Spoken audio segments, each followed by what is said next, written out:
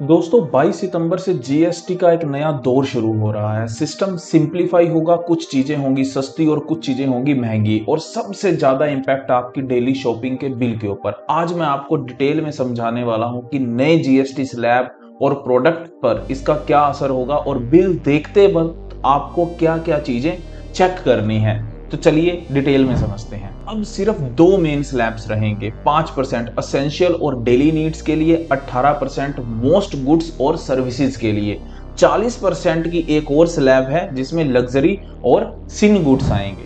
सस्ती होने वाली चीजें कौन कौन सी हैं? डेयरी प्रोडक्ट, घी, बटर, पनीर, डेली की item, soap, shampoo, biscuits, package data, ये सारी की सारी चीजें सस्ती होंगी। इलेक्ट्रॉनिक्स में टीवी, एसी, फ्रिज, अब ये सारी की सारी चीजें 18% की कैटेगरी में आएंगी, जो कि पहले 28% में आती थी। महंगी होने वाली चीजें कौन सी हैं? सिगरेट, गुटखा, पान मसाला, luxury cars, high end bikes, ये वाली चीजें अब 40% जीएसटी की स्लैब में आएंगी। आम आदमी के लिए खुशखबरी की बात तो ये है कि घर का राशन और बेसिक चीजें और सस्ती होंगी। अब बात आती है कि कंज्यूमर को इस चीज का बेनिफिट लेने के लिए क्या क्या चीजें ध्यान में रखनी चाहिए। सबसे पहली चीज है टैक्सेबल वैल्यू। टैक्सेबल वैल्यू वो बेस प्राइस है जिसके ऊपर जीएसटी चार्ज होता है।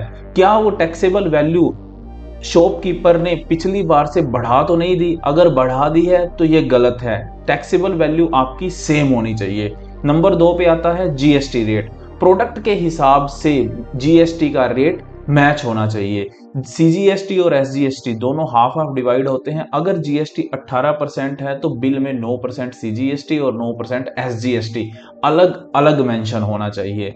अगर मिसमैच दिखे तो कंप्लेंट भी की जा सकती है। अब बात आती है जो बिजनेस ओनर्स है उनको किन चीजों का ध्यान रखना है। शॉपकीपर्स और बिजनेसेस के लिए अपने जीएसटी सॉफ्टवेयर को अपडेट करना बहुत जरूरी है, क्योंकि जिन जिन एचएसएन कोड्स के ऊपर जीएसटी का रेट चेंज हुआ है उनकी अपडेशन सिस्टम में जरूरी है। अगर आप पुराने रेट से बिल बना दोगे तो कंज्यूमर आपकी कंप्लेंट भी कर सकता है और आपके ऊपर पेनल्टी भी लग सकती है। तो ये था जीएसटी 2.0, नए स्लैब, नए बिल और नए सेविंग्स के चांसेस। आपको क्या लगता है, ये चेंजेस आम आदमी के लिए फायदेमंद है या मुश्किल? कमेंट करके अपना ओपिनियन जरूर शेयर करना, और अगर आपको वीडियो अच्छी लगी हो तो लाइक, शेयर और सब्सक्राइब करना भी मत भूलना।